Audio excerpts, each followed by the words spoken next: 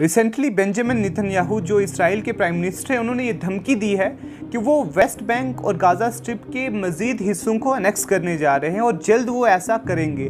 और आज हम ये जानेंगे कि इस पूरे अनेक्सेशन में, इस पूरे के पूरे ऑपरेशन में सऊदी अरब और बाकी अरब स्टेट्स का क्या रोल है। क्या वो इस सब के लिए ज़िम्मेदार हैं? क्या वो ज़िम्मेदार हैं जो पूरे का पूरा ऑपरेशन इसराइल फ़लस्तीनियों पर कर रहा है? मगर उससे पहले अगर आपने इस चैनल को सब्सक्राइब नहीं किया है तो सब्सक्राइब करके बेल आइकन को प्रेस कर दें। हम जब भी कोई मूवमेंट पढ़ते हैं, कोई रेजिस्टेंस पढ़ते हैं, उसमें हमें कोई ना कोई मुनाफिक ज़रूर मिलता है, या फिर यूँ कहा जाए कोई ना कोई कुर्दोगलो ज़रूर मिलता है।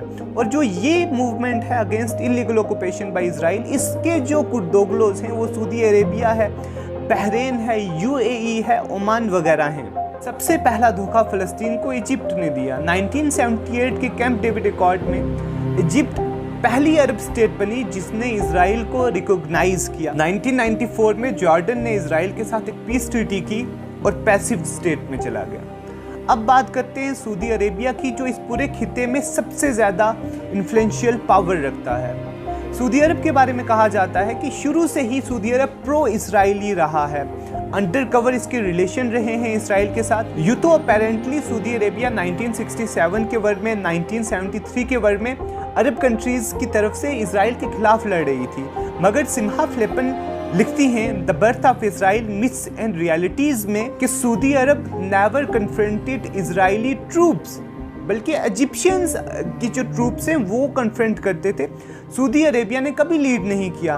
1967 की 6 डेज वर्ल्ड में सऊदी अरेबिया ने सिर्फ 4500 सोल्जर्स, 40 टैंक्स और 2 जेट्स भेजे, यानी कि इसमें भी सऊदी अरब का रोल कुछ पैसिव ही रहा। 1973 की अरब इजराइल वर्ल्ड में सऊदी अरेबिया ने सिर्फ 1500 सोल्जर्स भेजे और कुछ जेट्स भेजे।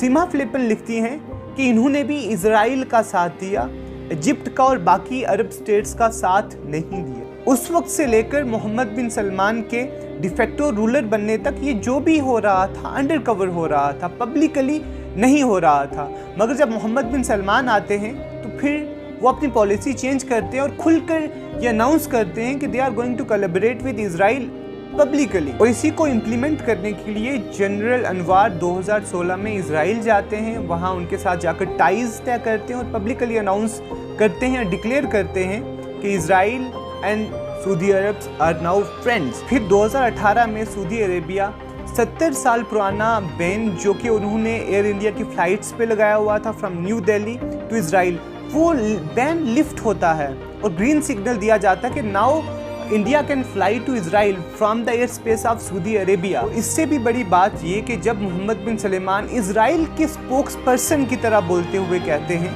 कि other Palestinians should accept the proposal given by Israel and come to the table of negotiation और they should shut up and stop complaining.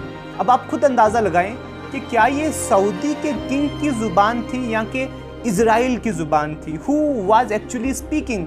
तो यहाँ पर सऊदी अरेबिया खुल के सामने आ गया कि this is our regime and this is our stand on Palestine. इसके अलावा सऊदी अरब और इजराइल के बीच में ट्रेडिंग भी हो रही है।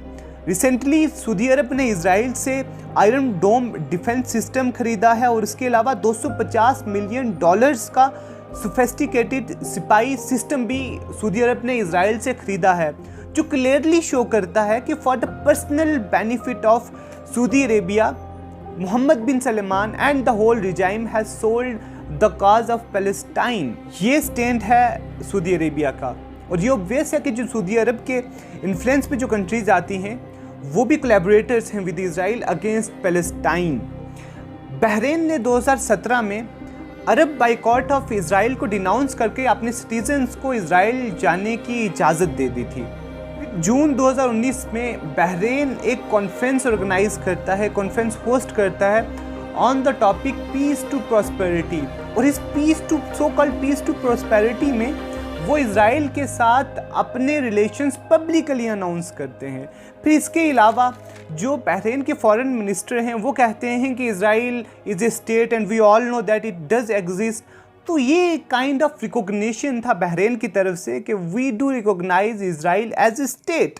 तो ये कंप्रोमाइज़ करना हुआ फ़लस्तीन के साथ, फ़लस्तीन के कॉज के साथ, जो पूरे के पूरे सप्रेशन हो रहा था, जो एक्सोडस हुआ। आज 5 मिलियन टू 7 मिलियन यानी कि 50 लाख से 70 लाख अलग अलग फिगर्स हैं जो पैलेस्टीनियन रेफ्यूजीज़ हैं डिफरेंट कंट्रीज़ में, उसकी बात नहीं कर रहे हैं। बस प्रो इसराइल स्टेटमेंट्स देकर इसराइल के साथ अपने रिलेशंस और मजबूत कर। इसके अलावा अक्टूबर 2018 में इसराइल के प्राइम मिनिस्टर बेंजामिन नेतन्याहू को ओमान इनवाइट कर पब्लिकली अनाउंस करता है कि we are open to Israel. और जब ये सब ओमान में हो रहा होता है, उसी दौरान इसराइल की कल्चरल मिनिस्टर, जो कि अपनी हेट स्पीच के लिए जानी जाती हैं, मिरी रेगव, वो एक इवेंट लीड कर रही होती हैं अबू धाबी में। इस सब को जानने के बाद आपने एक अंदाज़ा तो लगा ही लिया होगा कि अरब की इन कंट्रीज़ का क्या रोल है फ़लस्तीन इसराइल के कन्फ्लिक्ट में। ये फ़लस्तीन की तरफ से तो नहीं लग रही, मगर ये प्रो इसराइल ज़रूर लग रही हैं। मगर सवाल ये पैदा होता है कि ये सब क्यों, कि क्या आन पड़ी कि सऊदी अरब इतने ओपनली इसराइल को सपोर्ट करने लग गया। तो सबसे पहला आंसर है ईरान। ईरान वो कंट्री है जो इसराइल को ग्रेटर इसराइल बनने से रोक रहा है, एक वाल बना हुआ है against Israel and United states. वहीं सऊदी अरब कभी ये नहीं चाहता कि ईरान अपनी पावर एक्सटेंड करे मिडिल ईस्ट में। तो सऊदी अरब और इसराइल का कॉमन एनिमी है ईरान। तो ये दोनों स्टेट्स मिलकर ईरान को सप्रेस करना चाहती हैं। और दूसरा रीज़न है कतर। कतर हमास को सपोर्ट कर रहा है, पैलेस्टीनियन कॉज में काफ़ी इन्वेस्ट कर रहा है, जो पैलेस्टीन के रेफ्यूजीज़ हैं उनकी काफ़ी हेल्प कर रहा है।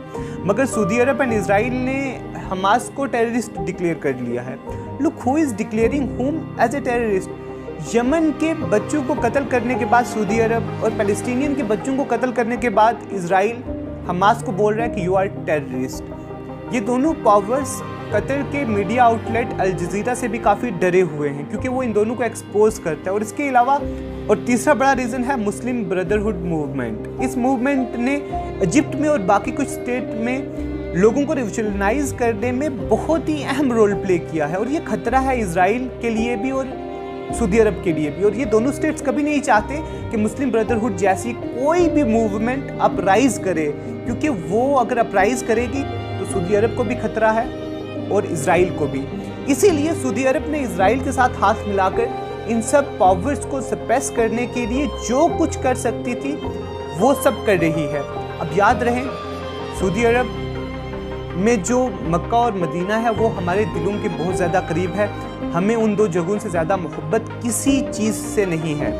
मगर सऊदी अरब की जो रजीम है, सऊदी अरब के जो रूलर्स हैं, they can not be our representatives, not religiously, not politically, not socially, they can not be our representatives at all. Anyone who is in the side of oppressor can not lead us.